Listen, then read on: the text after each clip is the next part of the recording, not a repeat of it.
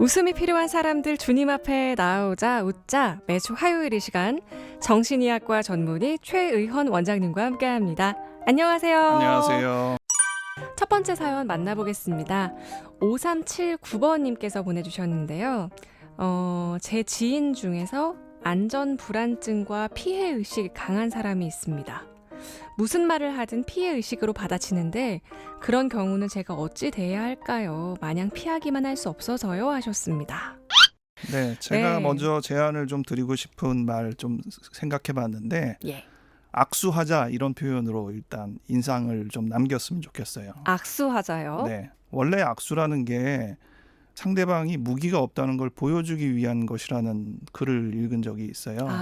그래서 손을 보이고 나는 무기가 없다. 그리고 악수하는 것이 원래 악수의 의미라고 제가 확인을 한 적이 있었는데 네. 그런 맥락에서 악수할 때 세 가지 생각을 해보시면 좋겠어요. 첫 번째, 손을 보인다. 네. 두 번째, 손을 내민다. 세 번째, 손을 흔든다. 이렇게 개념을 해서 여러분들이 이 어려운 상대와 대화하는 요령을 한 가지 생각해 보면 좋을 것 같은데요. 네. 첫 번째, 손을 보인다. 이건 난 당신과 싸울 뜻이 없다는 것을 보이는 겁니다. 막말을 하는 사람들한테 가장 중요한 것은 저 사람이 적이 아니라는 것을 보이는 것이거든요. 그런데 그걸 대화로 어떻게 해결하려고 하면 더 복잡할 때가 많아요. 네. 그냥 차라리 저는 당신과 싸울 생각은 없어요. 라든지 나는 당신과 친해지고 싶어요. 라든지 단순하게 나는 당신과 가까이 하고 싶다라는 걸 그냥 말로 보이면 어떤 사람들은 그걸로 누그러지는 경우가 있어요. 그래서 네. 첫 번째 손을 보인다. 네. 두 번째 손을 내민다. 예. 이게 제일 어려울 수 있는데요. 지금처럼 이렇게 공격하거나 막말하거나 이러면 저리가 이런 뜻이잖아요. 근데 저리가 그러는데 다가간다는 게 쉽지는 않잖아요. 근데 생각해 보면 저리가라고 말하는 사람 중에 제발 좀 다가와 이렇게 말하는 사람이 있어요. 그 이중성을 우리가 생각을 해보면 아, 이게 오히려 다가가라는 뜻이구나를 좀 이해하는 맥락이 될 수도 있는 거죠. 네. 그래서 먼저 또 다가가 주지 않으면 그 말을 순화할 수 있는 다른 것들을 먼저 시도해 주지 않으면 해결책이 없을 때가 있긴 하거든요. 그래서 그 부분도 잘 이해해 주시기 바라고요. 마지막으로는 흔든다거든요. 네. 흔든다는 거는 서로 의견을 합의한다는 거예요. 그 부분에서 어떤 것이 합의가 될까 이게 이제 고민이 되는 거죠. 대개는 이제 대립이 되잖아요. 나는 그렇게 생각 안 해. 그건 맞지 않아. 이렇게 내가 이해하고 있기 때문에 손을 같이 흔들기가 좀 어렵거든요. 네. 그럴 때 전문가들이 흔히 말하는 것은 사실 여부보다는 상대방의 마음을 일단 인정해라. 이게 보통 제안하는 방법이에요. 네. 그래서 만약 어떤 피해의식을 갖는 사람이 말도 안 되는 사실이라고 주장하면서 그것 때문에 화가 난다라고 얘기를 하면 아니 그렇지 않아라고 이제 얘기하고 싶을 때 아, 화가 났단 말이지. 그 감정에 먼저 동의를 하라는 거죠. 물론 그 화가 난 이유에 대해서는 동의하지 않을 수도 있긴 한데 그 화가 난 상태, 그것 때문에 그 사람이 갖고 있는 불쾌감 이런 부분들을 먼저 인정해 주면서 서로 동의할 수 있는 부분을 찾아보라고 조언을 합니다. 네, 선생님께서 말씀해 주신 거랑 비슷한 사연을 보내주신 분 계세요. 8579님께서 내 생각을 말하는 것이 아니라 상대방의 말을 다시 한번 되풀이해서 말하는 방법을 쓰신대요. 너는 이렇다는 말이지 하고요. 그렇죠. 선생님이 방금 말씀하신 거랑 비슷한 것 같아요. 네, 메아리 기법이라는 표현을 흔히 쓰기도 하는데 네. 그걸 다르게 표현하는 게 아니라 그냥 있는 그대로 똑같이 한번 말을 해보는 거예요. 그러면 상대방이 정말 나는 그렇게 얘기했다라는 사람도 있지만 난 그렇게 얘기한 적이 없다 이렇게 얘기하는 사람도 있어요. 나도 모르게 그럴 수도 네, 있군요. 그러면 나는 이렇게 들었는데 그럼 무슨 얘기를 하고 싶었던 거야? 이렇게 다시 물어서 네. 그 이야기를 다시 또 각색해보고 변형해보고 할 수 있는 기회를 얻을 수 있죠. 네, 0954님은요. 악수로 안 통해서요. 3번 참고 나서 얘기해요. 하지 말라고요. 네, 그럴 때도 네, 있어요. 단호하게 어느 정도 단도직입적으로. 여기 내가 그렇게 노력을 했는데도 불구하고 왜 내 노력을 받아주지 않느냐. 이 노력을 했다는 거를 보여주는 게 중요해요. 내가 3번 했다라는 것을 상대방은 모르는 경우가 또 꽤 있어서요. 네. 내가 이렇게 했다. 분명히 아까도 했고 지금도 하고 있다. 이렇게 이제 몇 번 확인을 좀 해주는 게 중요할 때도 있습니다. 아, 내가 노력하고 있다는 걸 상대방이 알 수 있도록 그렇죠. 좀 표시를 해주는 거군요. 네, 생색내기라고 해도 좋은데요. 많은 사람들이 이거 당연히 이렇게 하는 거 알 거 아니야 라고 하는데 모를 때가 꽤 많아요. 말하지 않으면 모르는 것 네. 많을 수 있죠. 8097님은요, 어려운 상대가 있다라는 건 어쩌면 내 안에 미해결, 심리적 문제가 있어서 그럴 수 있는 것 같아요. 그래서 주님께 우리 관계에 임하소서 기도드립니다. 하셨어요. 아, 네. 아주 감동적인 글이네요. 그러게요. 제가 아는 또 글 네. 중에도 그 우리가 상대방을 있는 그대로 직접 대면하면 분명히 음, 마찰이 생긴다. 이렇게 음, 적혀 있어요. 그래서 네. 상대방을 하나님의 사람이라고 생각을 해라. 어, 그러면 내가 그 사람을 직접 대하는 게 아니라 하나님이 맡기신 어떤 대상을 대하는 거다. 이렇게 생각을 하니까 조금 더 순화해서 표현할 수 있는 요령이 생긴다고도 합니다. 7184님은요, 친한 집사님의 경우에 시어머님께서 막말하고 또 함부로 대하시는 것에 대한 심한 스트레스를 받았었는데, 그 사람도 인간이기에 말하는 것에 맞장구를 치거나 호응을 해주거나, 너의 이야기를 내가 정말 귀하게 여기고 진심으로 너의 마음을 이해한다. 나도 비슷하다. 이렇게 해서 마음을 읽어주면 누그러 주셨대요. 결국은 서로가 이해받기를 또 존중받기를 원하는 것 같습니다. 내 이야기 좀 들어줘 같아요 하셨네요. 아, 네. 그게 참 중요한데 음, 존중을 원하는 건 확실한데 존중을 받는 방식들이 상대한테 사실 동의가 잘 안 되는 거거든요. 네. 근데 이런 대상을 많이 대한 사람들은 그런 마음을 갖고 있는 사람이 어떤 말을 할 때 존중감이 드는지에 대한 요령들이 좀 있긴 하더라고요. 경험을 네. 통해서. 그래서 몇 번 얘기를 할 때 어떤 사람은 대화가 계속 어그러지는데 어떤 사람은 아, 저런 대상이구나 아니까 그 사람이 존중받을 만한 느낌의 대화를 가급적 빨리 찾아서 먼저 해요. 어, 그러면 상대방이 더 이상 이제 칼날을 세우지 않는 거죠. 이 성향이 다를 경우에 오해가 생기는 경우가 있는데 그런 경우에 상대방을 조금씩 알아가고 그 사람에 또 맞춰서 대화 방식을 선택하면 네. 나아지는 경우가 확실히 있더라고요. 네. 3491님은 피해의식 있는 사람은 이미 상처를 가지고 있으니 그 아픈 상처를 들어주고 공감해주면 마음이 열린다고요. 그때 그분의 정체성, 당신은 소중한 사람입니다. 이것을 심어주면 점점 피해의식이 치유되는 것 같습니다. 하셨어요. 네. 이 부분도 아주 좋은 표현인데 한 가지 조금 조심할 게 있어요. 네. 아, 상대방이 피해 의식이 있으면 상처가 있겠구나. 이거는 거의 대부분 정답입니다. 음. 근데 이거를 먼저 얘기를 하면 아, 내가 상처 있단 말이야? 이러면서 더 불쾌하게 여기는 경우가 있어요. 그럴 수 있겠네요. 그래서 아, 상처는 분명히 있다는 건 생각하지만 상처에 대한 언급은 스스로 할 수 있도록 얘기하는 게 자연스러울 때가 꽤 많아요. 예. 얘기하다 보면 그 다음에 이제 아, 사실은 내가 상처가 있어라고 본인이 이제 얘기할 수 있도록 대화를 유도하는 게 차라리 나을 때가 많습니다. 네. 1014님 사연이에요. 너무 소심해서 잘 삐치고 그 일로 극단적으로 상대한테 표현합니다. 안 본다든지 관계를 끊으려 해요. 어렸을 때부터 지금까지 인간관계가 힘들어서 친구가 없고 늘 외롭습니다. 딸이 있는데 딸한테도 친구 엄마들을 못 사귀어서 아이도 친구를 늘 갈구합니다. 어렸을 때 저에게 부모님은 말 한마디 안 걸어주는 분들이었습니다. 라고 아유 마음 아픈 사연을 주셨네요. 네, 좀 전에 저희가 막말을 하거나 이런 사람을 어떻게 대해야 하는지 얘기를 좀 했는데 지금 이 사연은 그렇게 막말을 하게 되는 사람의 입장 중에 하나를 우리가 보는 게 아닌가 싶어요. 네. 여기서 극단적으로 표현한다는 말씀이 저한테 와닿았는데요. 상대방에게 어떻게 말하는지 모르는 사람들은 그 중간 정도 수준을 유지하지 않고 너무 극단적으로 표현하거나 너무 표현 안 하거나 이제 이런 경향이 있는 거죠. 그런데 그렇게 하게 되는 이유가 불안해서 그런 거죠. 그냥 가볍게 얘기해도 되는데 그 정도로는 상대방한테 어떻게 전달을 할지 몰라서 너무 극단적으로 이제 표현을 하게 됩니다. 근데 그럴 때 대개 어떤 의도가 좀 있냐면 이렇게 해도 나를 상대를 할 거야? 이 부분이 있어요.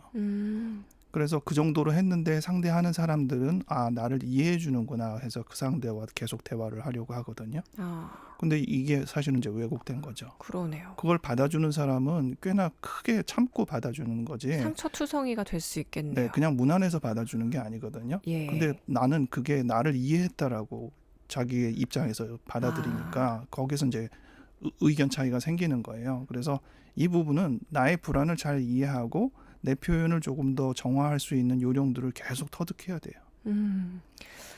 1014님의 마음의 불안으로 인해서 네. 이런 것들이 나타난다라고 하는데 어떻게 하면 좀 그런 불안들을 해결해 나갈 수 있을까요?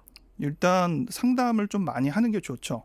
왜냐하면 여러 상대들을 만날 때 어떻게 대할지 이런 요령들도 잘 모르고 어떻게 표현할지 요령들도 잘 모르는데 상담은 상당히 안전한 환경에서 나와 대화할 상대가 분명히 생기는 거잖아요.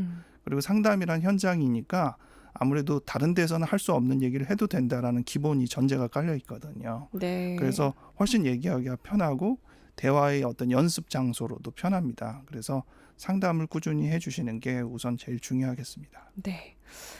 이 두 사연 함께 할까요? 네, 네, 7293님, 안녕하세요. 50대 싱글남입니다.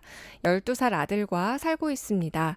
남자도 갱년기가 오는지 작은 일에도 욱하는 마음이 들고 재미를 찾지 못하고 있습니다.